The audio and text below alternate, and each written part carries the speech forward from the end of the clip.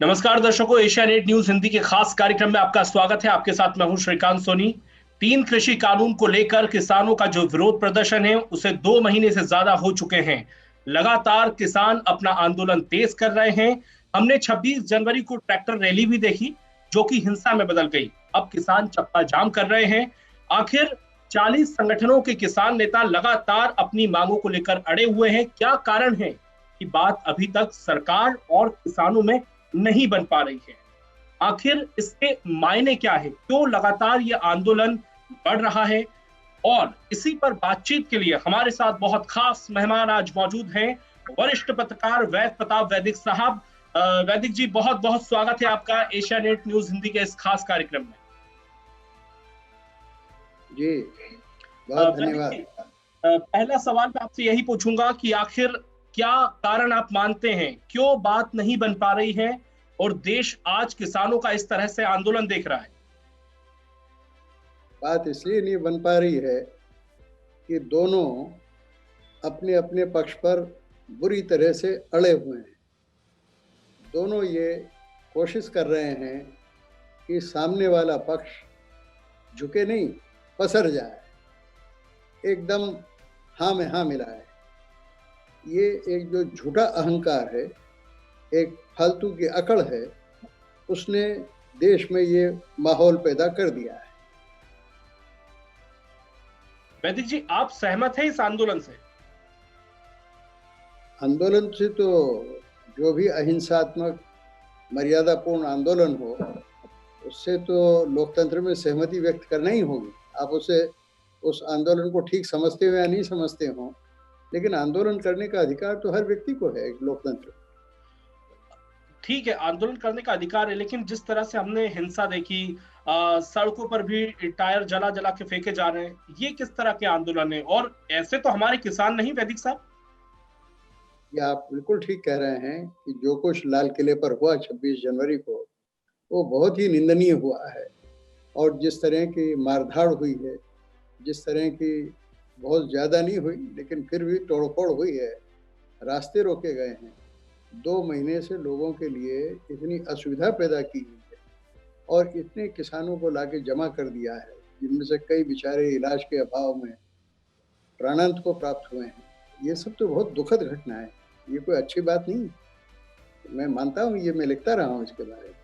जी। जी। वैदिक साहब, कृषि कानून, जो तीन कृषि कानून है, इसको लेकर 2 महीने से ज्यादा का वक्त हो चुका है।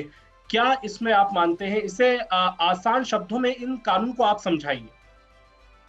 देखिए, ये जो तीनों कानून हैं, सरकार का ये कहना है जी। कि ये किसानों की उन्नति के लिए हमने बनाए हैं। और अगर आप दुनिया के सारे किसानों पर नज़र डालें तो आपको ये मालूम पड़ेगा कि भारत के किसान दुनिया के सबसे ज़्यादा गरीब किसानों में हैं। भारत की खेती दुनिया की सारी खेतियों में जो सबसे ज़्यादा पिछड़ी हुई खेतियां हैं, यानी 1 एकड़ में जो कम से कम अनाज उत्पन्न करती हैं, फल और सब्जियां उत्पन्न करती हैं, ऐसी खेतियों में भारत की खेती शामिल है। और गरीबी के हिसाब से भी भारत का किसान, भारत के अंदर अगर तबके के तौर पर सोचे तो सबसे गरीब तबका है।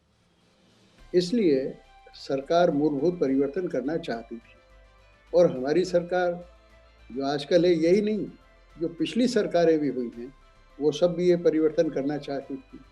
कई रपट कृषि मामलों के विशेषज्ञों ने कई बार पेश की और लगभग सभी दल जो भी किसानों के बारे में अपने चुनाव घोषणा पत्रों में लिखते रहे हैं, वो इन सुधारों का समर्थन करते रहे हैं। खुद चौधरी चरण सिंह, जो किसानों के सबसे बड़े नेता थे, वो कहा करते थे कि जिस देश के अंदर किसानों की संख्या बहुत ज़्यादा होगी, वो खेती पिछड़ी रहेगी। खेती में किसानों की संख्या कम होनी चाहिए, औजारों की, खाद की, बीज की, हाँ, और बड़ी फसलों की और बाजारों की और खरीदारों की संख्या ज़्यादा होनी चाहिए। तो इस मूल को करने के लिए सरकार ने कहा कि हम ये 3 कानून लाए हैं। लेकिन देखिए दिक्कत क्या हुई है, ये तीनों कानून हड़बड़ी में लाए गए। इस सरकार को मैं हड़बड़ सरकार कहता हूँ, और हड़बड़ी के कारण वो गड़बड़ हो जाती है, हड़बड़ से गड़बड़ होती है। और उसका पहला उदाहरण नोटबंदी है।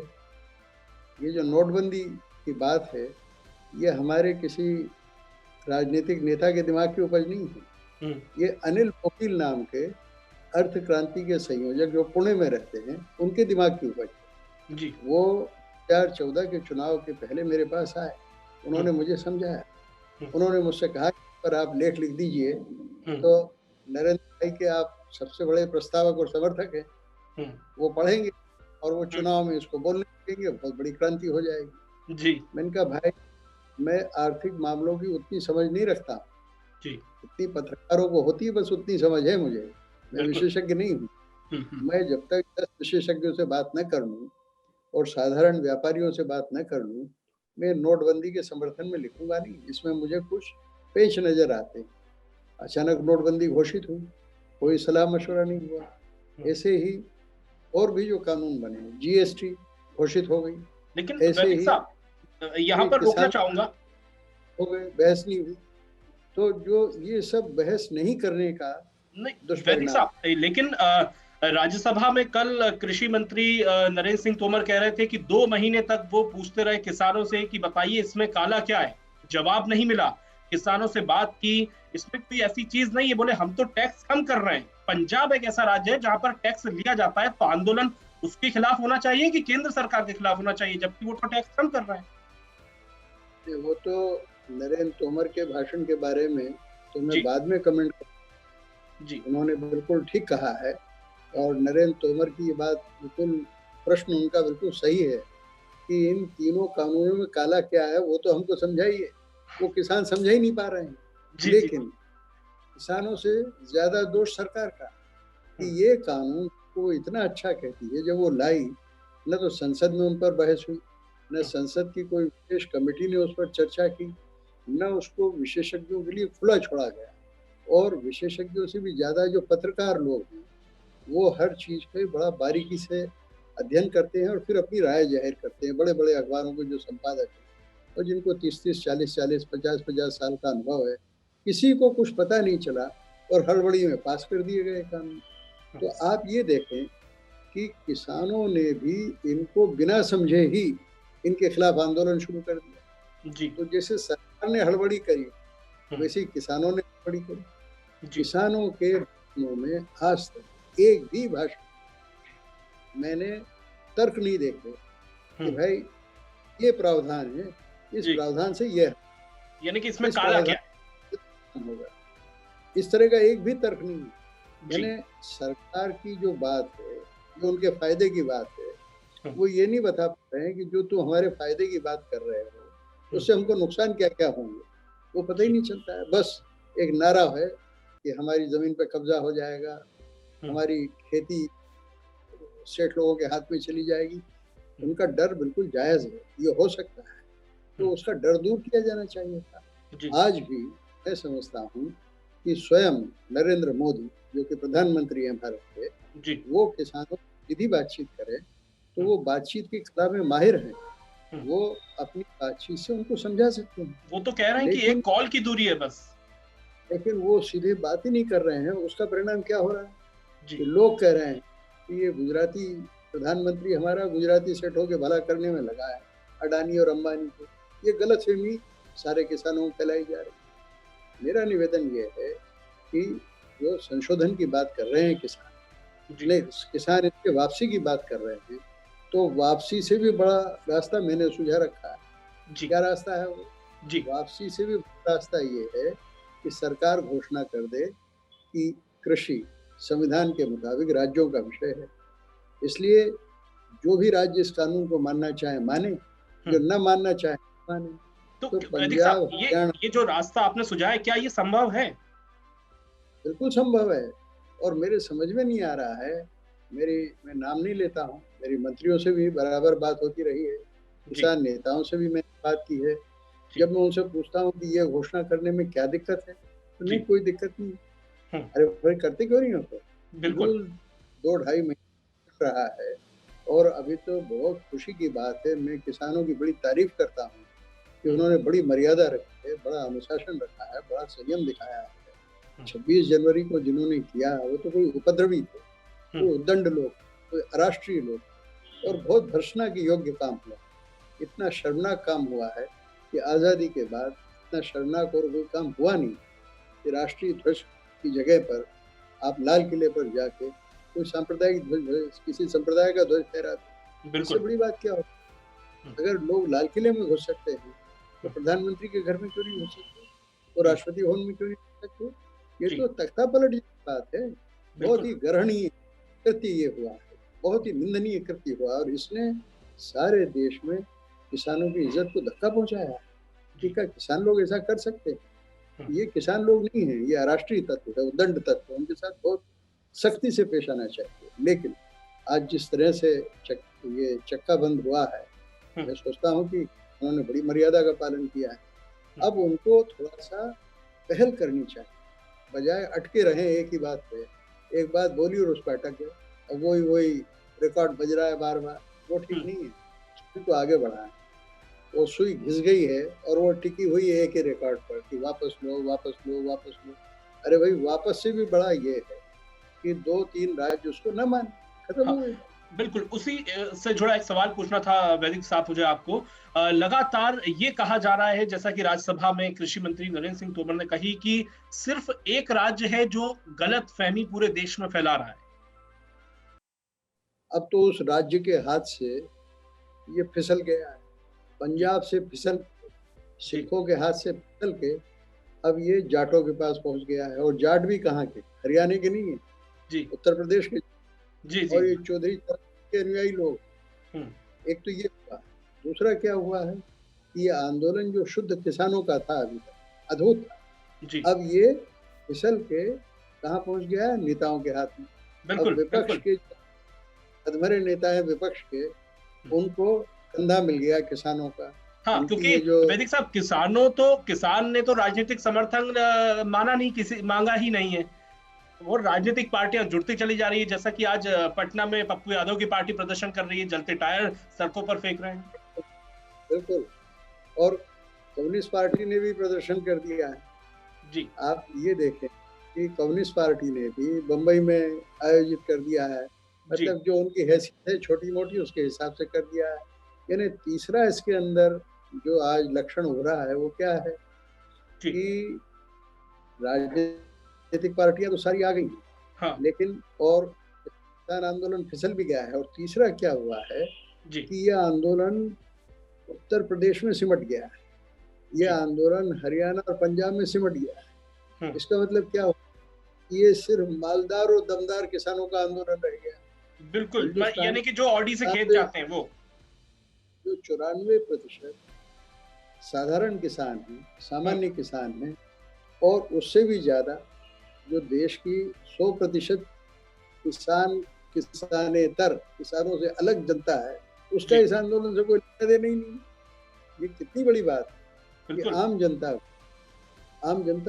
तो बड़ी एक भ्रमित है, कंफ्यूज्ड है, उसको समझ में आ रहा है कि किसान आंदोलन किस बात के लिए कर रहे हैं।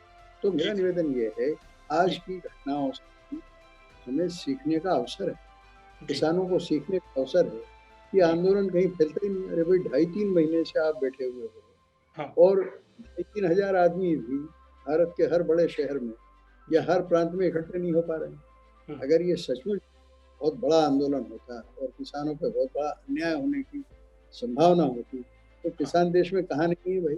बिल्कुल, हर किसान है, वो बाहर क्यों नहीं आ रहे जी?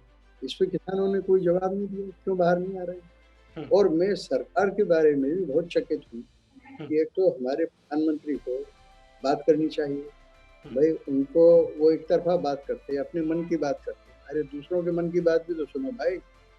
कोई प्रेस कॉन्फ्रेंस 6 साल में करी नहीं, 6 साल में कोई संवाद किया नहीं। इंदिरा गांधी जैसी प्रधानमंत्री जो इतनी सख्त थी, वो होती तो अभी तक गोलियां चल जाती जी। हाँ, कितनी बार गोलियां चली। गौ रक्षा आंदोलन 1966 में जो हुआ था, मैं स्वयं उसमें गया था दिल्ली में, पार्लियामेंट स्ट्रीट पर। वहां जिस तरह से साधु संतों पर गोलियां चली, क्योंकि बिल्कुल शांत आंखों देखा है। जैसा कि अमृतसर में हुआ, भिंडरावाले पे गोलियां चली, सबने देखा, और भी कई ऐसी घटनाएं हुई। लेकिन आज की सरकार गोलियां नहीं चला रही है, बहुत अच्छा कर रही है। आज की सरकार हिंसा नहीं कर रही है, बहुत अच्छा कर रही है, मैं उसकी तारीफ करता हूँ। लेकिन मेरी समझ में नहीं आ रहा है कि सीधे नरेंद्र मोदी खुल के बात क्यों नहीं करते इन लोगों से, क्यों नहीं इनको समझाते हैं कि भाई आपके फायदे के लिए कानून ला रहा हूँ। एक रोगी कह रहा है कि मुझे इंजेक्शन नहीं लगवाना, पता नहीं क्या हो जाएगा। अरे भाई, तो डॉक्टर का काम है ना कि रोगी को समझाए कि इंजेक्शन लगाने से मुझे फायदा क्या। जी वैदिक साहब, सरकार तो उनके कृषि मंत्री को आगे कर दिया, पीयूष गोयल भी आए, कई दौर की मीटिंग चली, उसके बावजूद किसान नहीं मान रहे। आपको क्या लगता है आने वाले दिनों में इस आंदोलन का भविष्य क्या होगा? इस आंदोलन का भविष्य ये होगा कि वो कह रहे हैं कि 2 अक्टूबर तक चलाएंगे। जी 2 अक्टूबर तक किसान को बोवनी भी करना है, फसल भी काटना है। अब ये ठीक है कि जो जमींदार किसान हैं या जो नेता टाइप किसान है, उनको तो घर बैठे ही माल मत्ता आता रहता है, लेकिन सारे जो आम किसान मजदूर इनके साथ लगे हैं, वो सब बेचारे भाग खड़े होंगे। क्या ये हो सकता है कि इनको यहाँ बिठा लिया जाए और इनके पास बहुत माल मत्ता है, उनको खिलाया पिलाया जाए, मौज कराई जाए?